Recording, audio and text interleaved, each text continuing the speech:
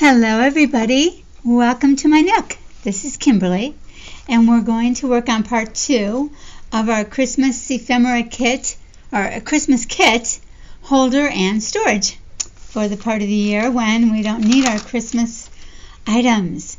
So I thought this part 2 would be the collaging of all the pieces onto the cover, but it turns out that it's better if I show you sort of what I'm going to show you today, and then we'll do the collaging the next time. So in order to get the papers together that we're going to collage with, there's quite a few things that have to happen inside.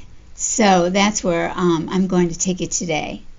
And then next time I'll do the collaging, and then there'll probably be one more final video to show you the final outcome of it, since the collaging portion needs a lot of dry time and coats, to dry between the coats. All right, so I hope that you are joining me, and hopefully you've gathered the papers that you want to use for the collaging, and then the bags and different things that we talked about that are going to go on the inside. If you haven't seen part 1, please do look at that, and you'll see everything that I'm talking about.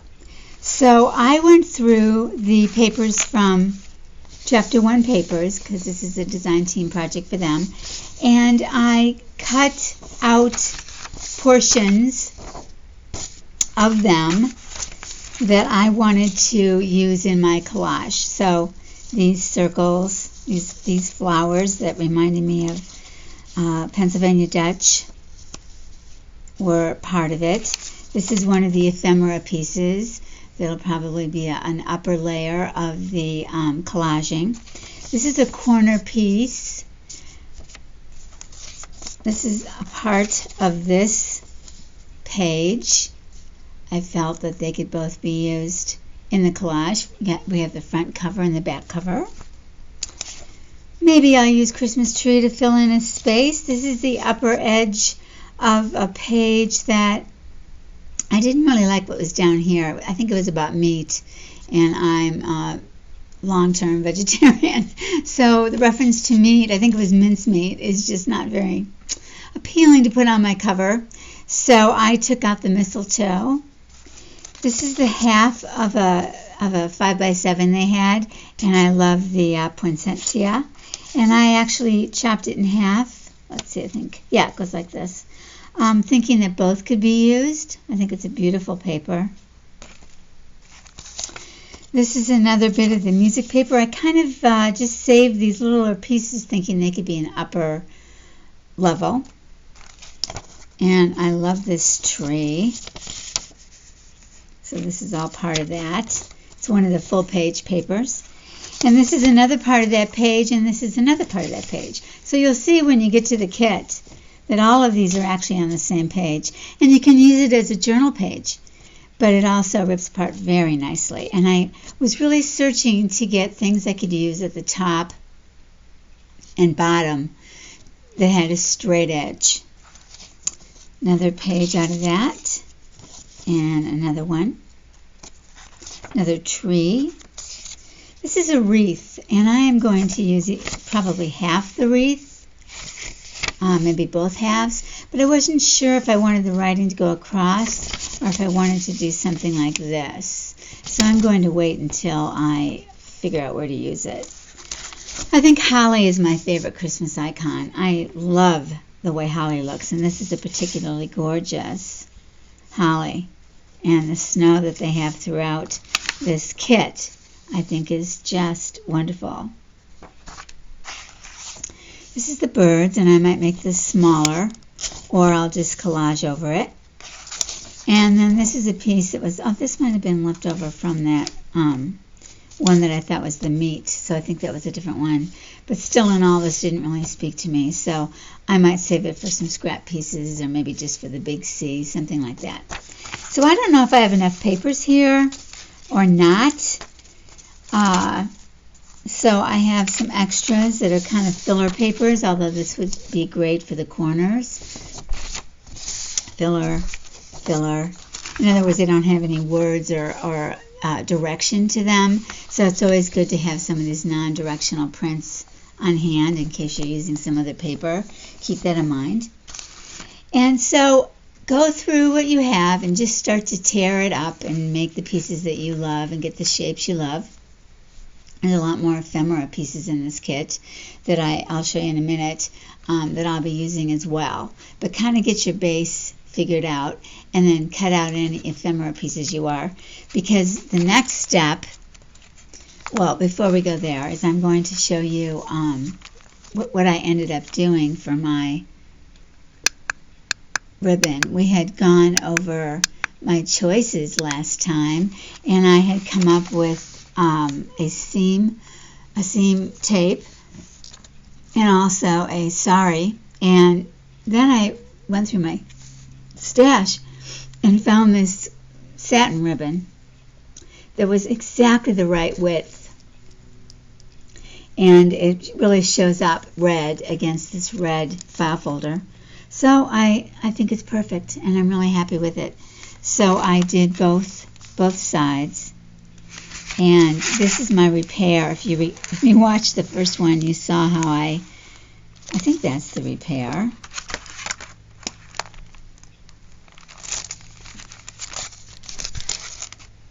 No, this is the repair. Yeah.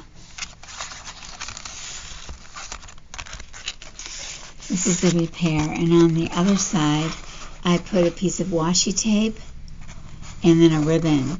There was black writing here, a name of something. And I don't think either one of these are going to show, just the top of the ribbon, now that I have figured out my layout. But it looks decent enough to glue down to it. And the other one came out really without a hitch. So that was kind of fluke, but at least you saw that it was fixable, and not to worry if you also have trouble getting this pulled up. And then before I glued this end piece down, I found a couple of charms that I wanted to put in there. So think about what you might want to do before you make your final glue down. All right, and eventually we're going to glue this whole thing down again, but I wanted to be able to put the papers in here so that when it glues down, everything is covered. All right, so now to show you what's going on the inside, which is the next step we're going to do.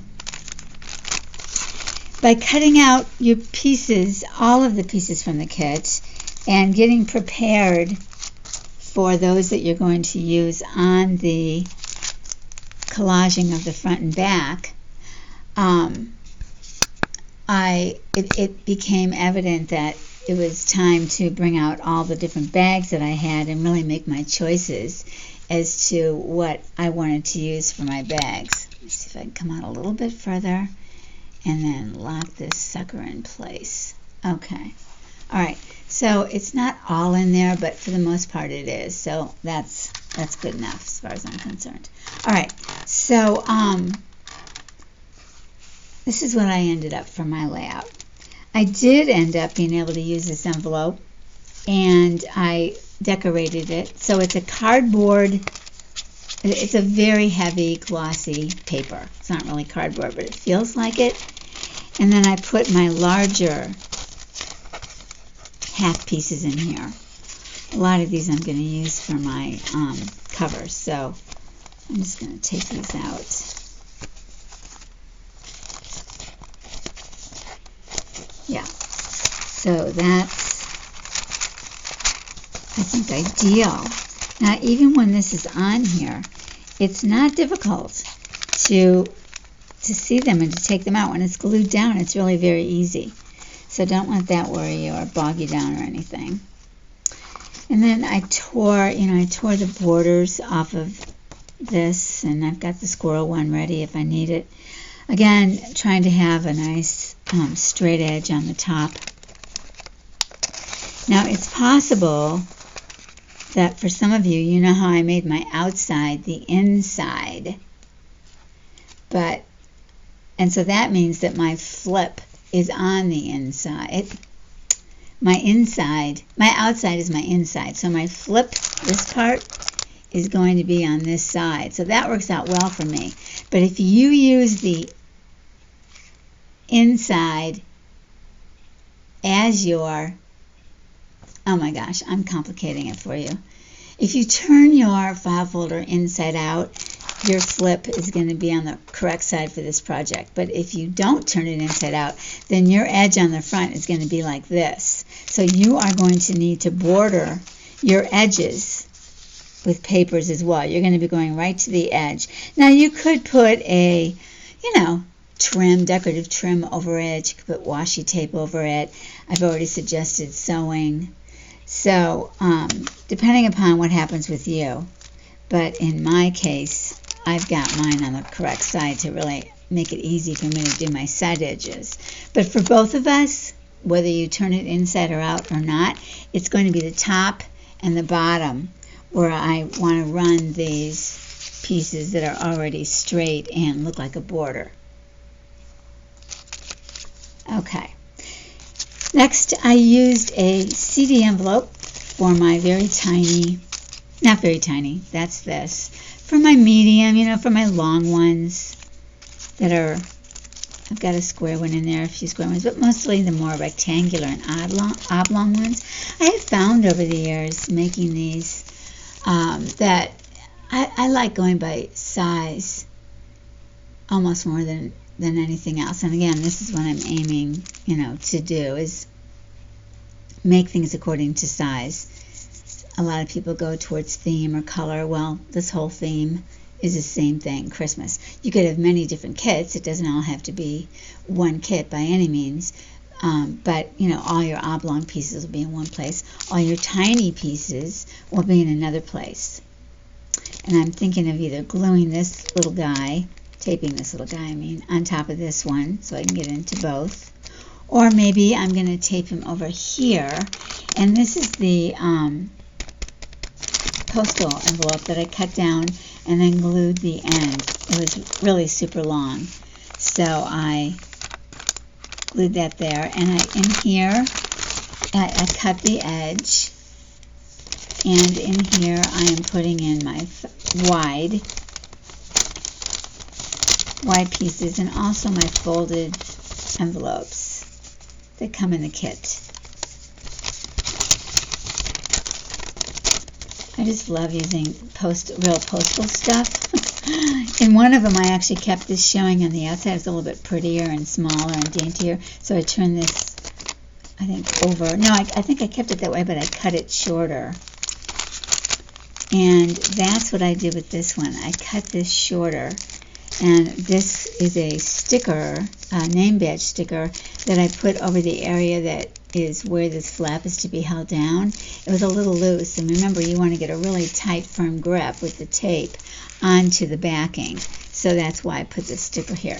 And then I'm not going to run the tape up as high as that. I'll stop it around here, and that way this can stay flapped even when it's laying down. So that's what I recommend you do.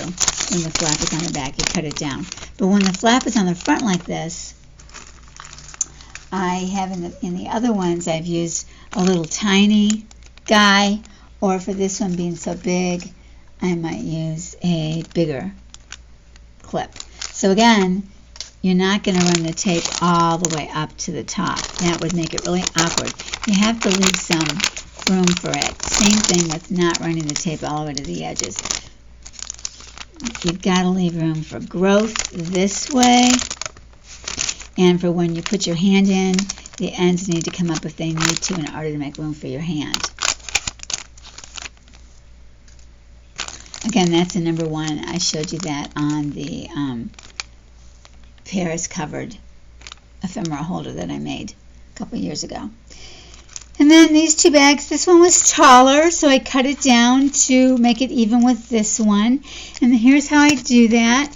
It was taller, and it was also, both were the same height. So the whole thing was high. So I lined it up with here, and I turned it down. Still, it's a little bit shorter, but oh well. And then I cut the side, and I went past the fold a little bit. And then I ran tape on this side.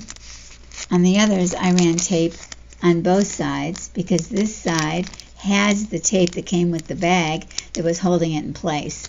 And you can't get ephemera in and out if you have a sticky band of tape up here. So put the washi on both sides. This I just did one side, and it shows up on the other side, so it's fine. And then I cut the front part down a little bit more as well. I know it's hard to see. Maybe that's a little clearer. Yeah, so you can see I went down maybe 1/4 of an inch more because the other bag was that way, and it worked out well. So basically, if you wanted, you could put more washi on here to give it extra strength, but I haven't had any problem.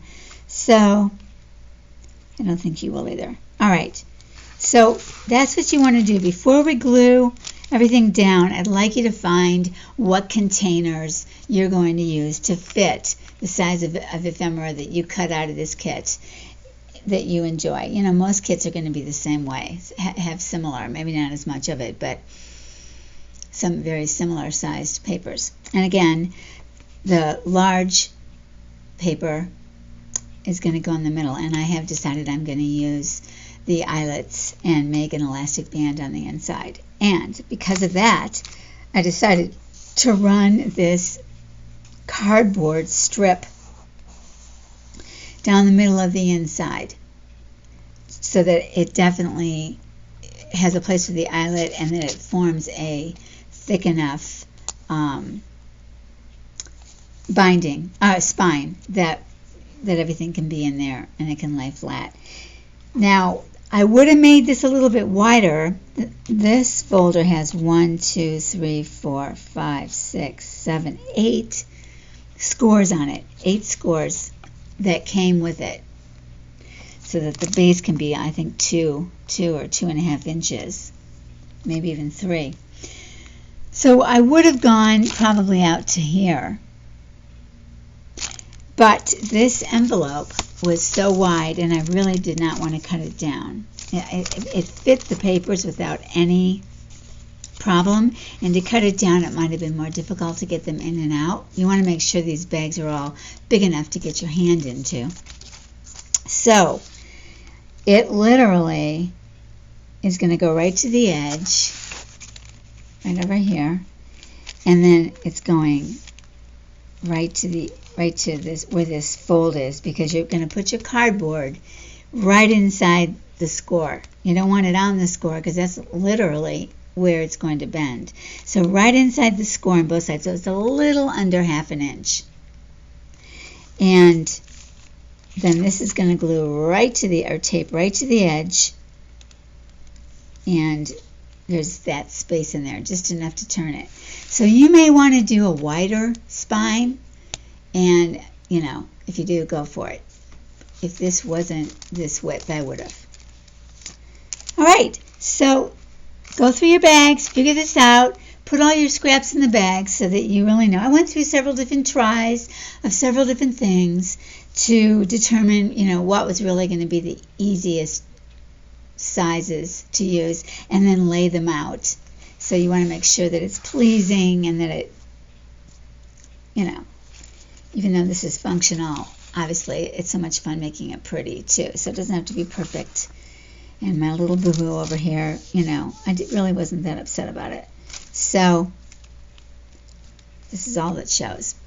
Big deal. So we're good. All right. So with that said, oh, one last thing that I will say is that the burlap is going to be glued onto here before,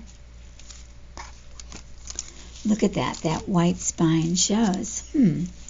That would not have been my druthers. I may have to put something over it. I'll think about that. So know that we're not going to glue it on because we want to have the thing flat to do the collage, but your pieces are going to have some space. But if you have a bag like this underneath it, then it won't open up all the way. So you might want to lay what your centerpiece is down so that you know where your pieces need to lay. They can be over it if you want it to be, but you can't have it be under it. All right, so this is going to be over it. There you go. And that probably won't even show after I get everything in. It's probably not a big deal. You know what? I could probably put, let's just see, if I put a piece of this same ribbon,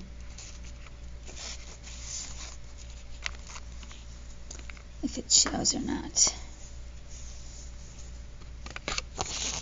Yeah, it just disappears. So that's what I'm going to do. I'm going to put a ribbon over it. All right. So just keep that in mind. It's nothing to do today. Or, you know, I'm just sort of giving, it's better to know things in advance. And if some of you work ahead, then, you know, you won't have missed this tip. All right. So make sure that you jot that down so that you glue that down first. All right. So then the collaging is what we're going to do next. And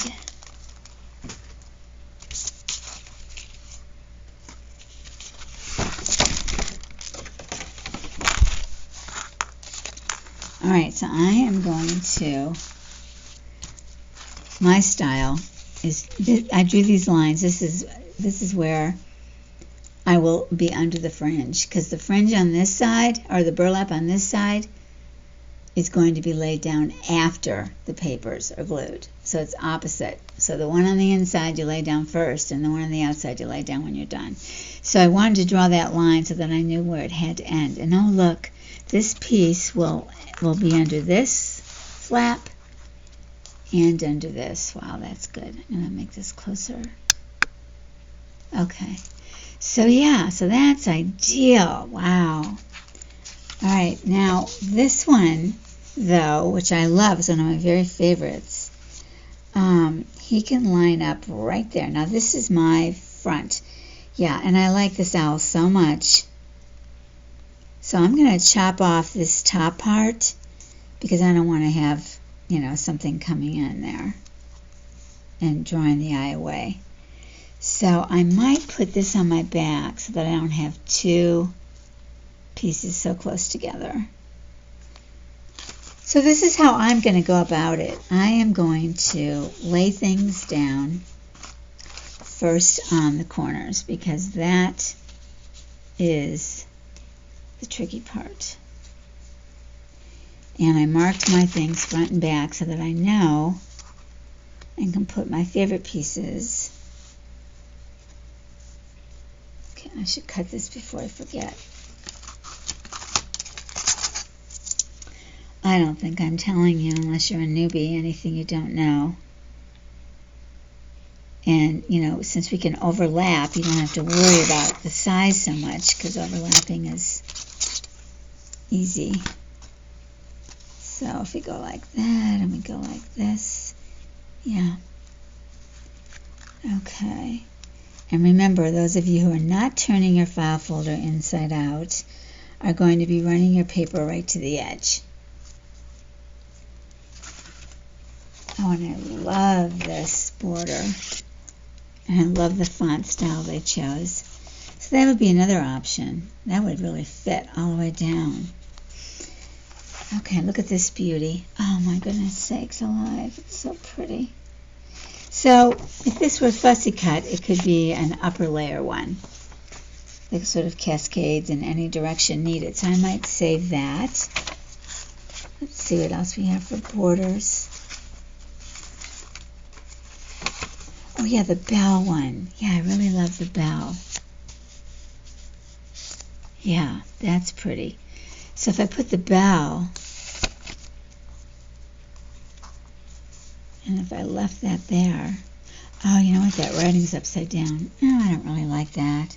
I'm going to put that, try that there. Okay. And this could be like that. All right. Oh, this is pretty. Look at that. Oh my gosh, I love that. Oh. Ah, look at that little pink spot there. I shouldn't have cut it off. Yeah, you know what? Don't cut more than you need to. It's a good idea to wait.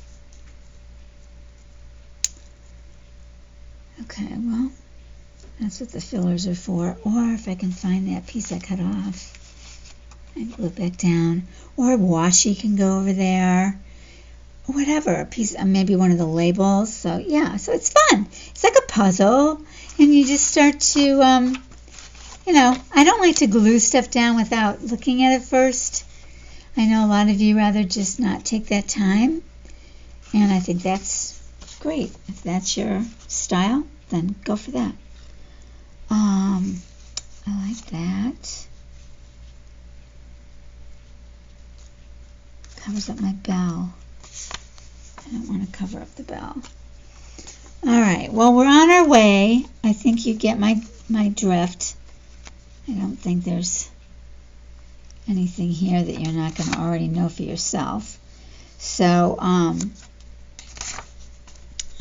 be very slow at this. This will take me a very long time because this is how I do things. Slow. Slow and deliberate. I love it. I wouldn't change it. And I don't have to rush. So, oh, it's so pretty. So now when you get done with your first layer, or when you're ready to glue your things down, my recommendation, if you recall, is gel medium. And I do prefer to use, for transparent, the golden soft gel matte. And oh, I think I put some in a jar with a little bit of water. Hold on a second.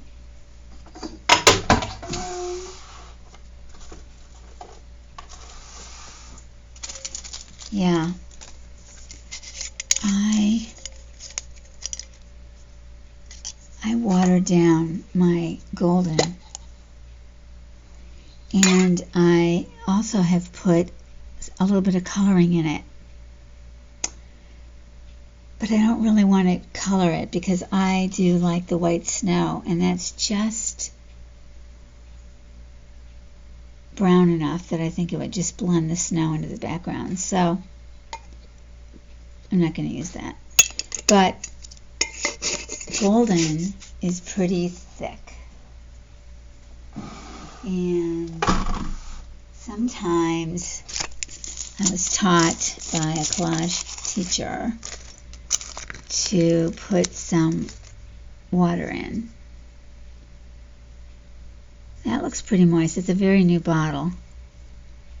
So I think this might be good. But if you find that it's just really too thick for you, just put water in and stir it really well. Just don't put a lot of water in at one time. I'm not ready to dip in, so I'm going to hold off. But take a brush. Use a wide brush because this is a big piece. These pieces are big. And just put it on your base and then lay the thing on top of it. And you can hold off putting on another coat until the whole thing has got one layer, and then you can put a coat on. And then when that dries, then put on your next layer, which will be the smaller pieces, the ones with words and defined pictures, some of this great ephemera. You'll see where all of your spaces are, or where there's too much of the same color. You guys, I think you know how to do this. I'm debating. Maybe I'll click the camera on again another time and you can see that. But I don't want to hold, I want to make this short. So I'm going to say goodbye for now. And again, please feel free to put any questions in the comment section and I will answer them. All right? So have fun, but remember to work on the bag sizes and the arrangement so that you have that down. But don't glue them down because you want this to be totally flat. So don't glue anything down on the other side, and don't glue this guy down until the very end. So that's it. All right? All right. Merry Christmas. I'll be the first to say it. Okay. Bye for now.